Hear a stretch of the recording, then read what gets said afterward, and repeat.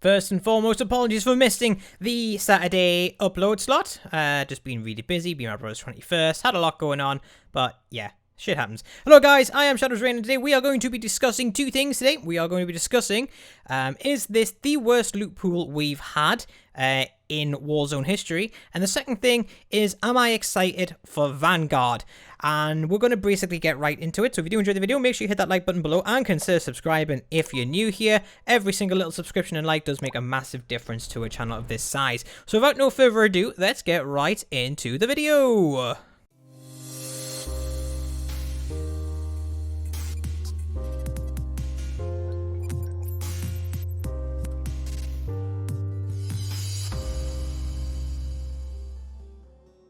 So, well, yeah, let's basically break it down. Now, I was thinking this, but didn't really say it because I always bitch about ground loot weapons, to be honest. However, other people have started saying it as well, I've noticed, while playing games with them. Danielle said it once or twice. I believe Onion said it once or twice. And, of course, Ginger Fox is a bitch on about the guns that you pick up on the floor this season as well. Which is a little bit strange because they never usually do that. Now, like I say, I do it all the time, but other people don't. Now, it kind of got me thinking, is this the worst loadouts, not the worst loadouts, the worst ground loot we've had? And I think it's up there, but I don't think it is the worst. Now, let's just basically break down what this one is. So this one is full of pistols, like rubbish pistols as well, like the Magnum, which handles a lot slower than some LMGs. Figure that one out. Sniper rifles that are bare. Even if you hit them in the head, they're not getting dropped, or the bullet velocity is just far too slow for it to be used as an actual sniper. And then it's full of SMGs with no attachments on, and it's full of recoil heavy ARs and LMGs as well.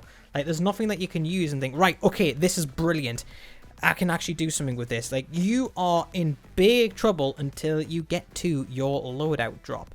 Now, the problem with bad loot pools is the fact that they make you even more vulnerable to teams with loadouts. They basically put you at a massive disadvantage to a loady team. So if a team that's a scav or manages to pick up a loady like within, first, if they drop first and hit a loady first, they have a massive advantage on the team that doesn't, more so than usual. Of course, a team with a loady is going to have an advantage over a team without one anyway, unless you're picking the classes I used to experiment with.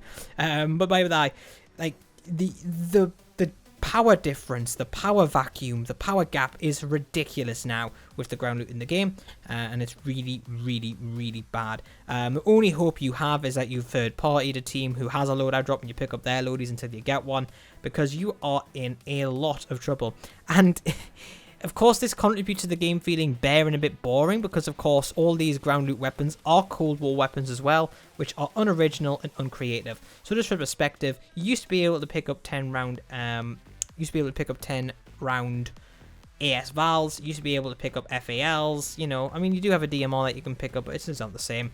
And, you had variation of stuff that you could pick up. Some guns had ammo mods on them, some guns don't. The closest thing to variation that the Cold War weapons have is that you can have a semi-auto mode on the OTS or whatever, the Sec 9 or whatever it is. So, yeah, that is a massive problem for me.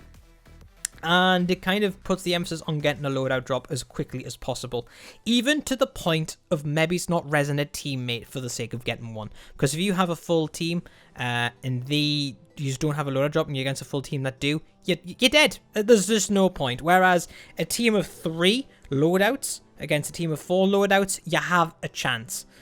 So I know that's a very controversial thing to say, because I am all about being a team player, but if you want to win, guys, that is going to be how it's done. Get the hill, get your heartbeat sensor, camp a hill, camp at the top of a building, and that's pretty much you good for the entire game.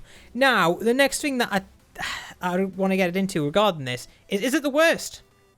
No, it's not the worst. I believe Season 4 or Season 5 had a worse one. That had a loot pool full of shotguns. And I don't mean like the crap pump action shotguns that you've got on the ground now, which is also a massive problem. I mean proper good shotguns. You could find R9s on the ground. You could find Origins on the ground.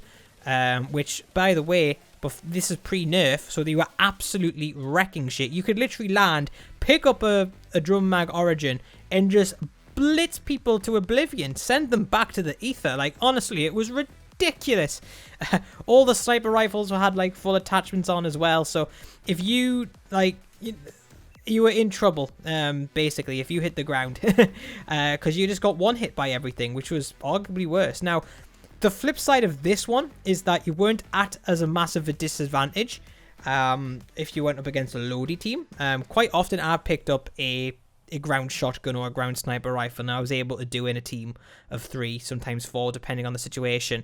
But it's the other way around, because this one was bad because it was spam heavy.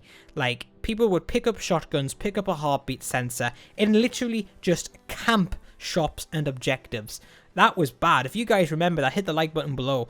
But yeah, people would just pick up their shotgun, pick up their ranged sniper rifle, and kind of just, they'd have all ranges or their ranged AR. That one was the loadout pool out was that good it was bad. So, you know, we've got the other ends of the spectrum here where you can't compete with a loadout and you can compete with a loadout, but the difference is you couldn't get to loadout because you were getting camped by teams with shotguns and heartbeats, which were rampant. So I still believe that heartbeat sensors and shotguns shouldn't be ground loot. I've always had this opinion. I've made a video about this in the past. Shotguns should not be ground loot at all, and neither should heartbeat sensors. You should not have that advantage over someone at all. But guys, that's kind of how I feel about that. Now, next we're going to move on to the Vanguard conversation. Am I excited for Vanguard? No. Am I hopeful? Yes.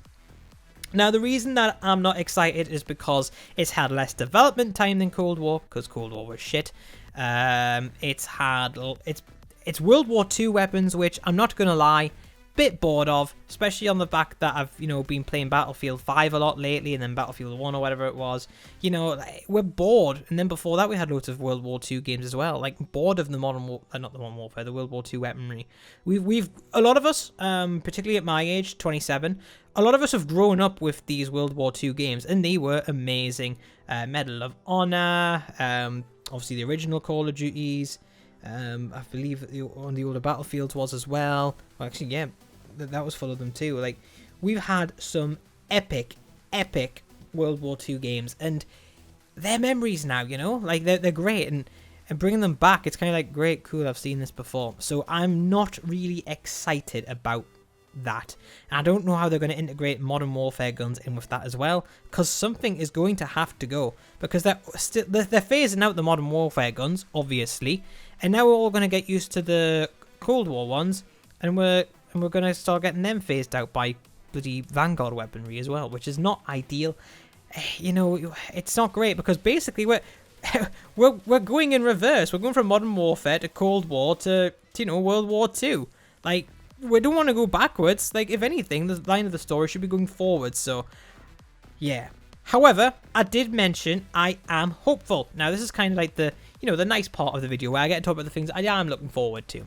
Now, it's going to be a brand new map, and it's going to be a map built on the Vanguard engine. Whatever that engine is, it's going to be great. It's not going to be a Cold War map pack extension thingy to the Modern Warfare Warzone, which kind of polluted it, because Modern Warfare Warzone was great because it was on the game's engine, whereas it's tried to implement Cold War mechanics and gunplay into the Modern Warfare engine, and as you can tell with the video I made on Thursday, it significantly hurt the gunplay. It makes it boring, it makes it stale, you know, and it makes it very one-dimensional. Now, if the Vanguard weaponry and the Vanguard engine on a Vanguard map is, you know, that's all going to work, it's going to be coherent and consistent, great. It's something different. If it's better or worse than current Warzone, at least it's going to be coherent, and it's not going to be a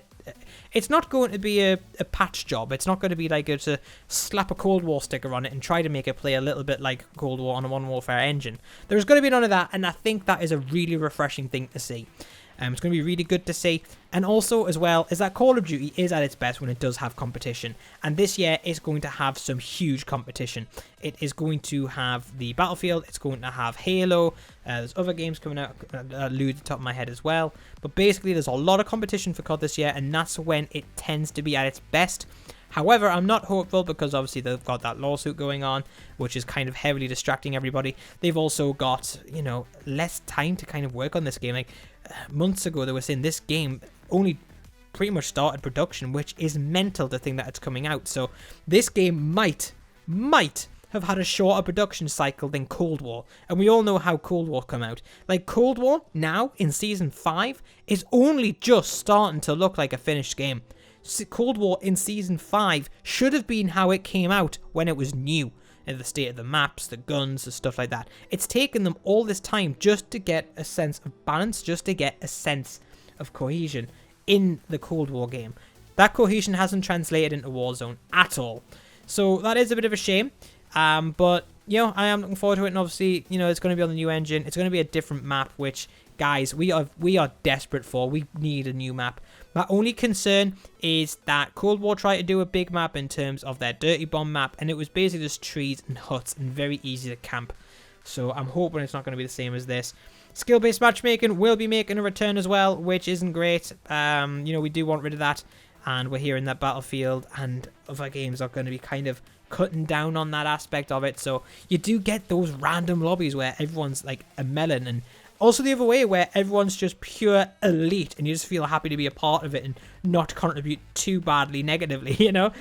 So yeah, I am looking forward to that aspect of it. Will I be buying the multiplayer game? No, absolutely not. Am I aware that that's going to mean I'm missing out on the beta? Yep, absolutely going to be missing out on the beta. But guys, if you remember, people weren't playing the Cold War beta either. A lot of people just stuck to Warzone. And, you know, I think that speaks volumes, because once people realized the beta was rubbish, they jumped straight back on Warzone when they realized that no one was watching Cold War. So I think a similar thing is going to be happening again. So yeah, just keep your eyes out for that. I won't be buying it this time because I bought Cold War and I feel ripped off, and I'm not going to feel that way again. If I really enjoyed the Warzone map, or what the equivalent's going to be, Van Zone map, that sounded a bit wrong actually, then yeah, maybe I'll have a little look into it. But other than that, I'm not going to bother, because if I want a gun that badly, I know it sounds bad, but I'll probably just buy it. I know I'm contributing to the financial problem. I know, as in like funding Activision. But at the end of the day, they've got lawyers to pay for. Jokes. At the end of the day, like, I'm not going to spend like I barely have time to make videos, which is kind of why we missed Saturday. So I'm not going to be sat there grinding in multiplayer when no one's going to be watching it to get an attachment on a gun that by the time I've got those attachments, it's going to be nerfed into the ground anyway. So yeah, I think that's kind of Activision's model, isn't it, now that you think about it? So yeah, I'm just going to be taking that as is and just kind of seeing how it goes. If there's something that I want that badly, I'll just do that. If there's something that is okay, I'll just pick it up as ground loot and rank it up that way. Basically the same way I've been ranking up weapons from Cold War anyway, just picking up it off the ground and just holding on to the weapon. It gives you XP, so I don't mind that aspect of it. But guys, that is all for now. Now I am working on what I'm calling an Ultra, which is like a heavily scripted, like half-an-hour video. I'm not going to go too much into the details of it now, but basically it's going to be one of the highest production values of a video on this channel yet. So I'm really excited to bring that to you.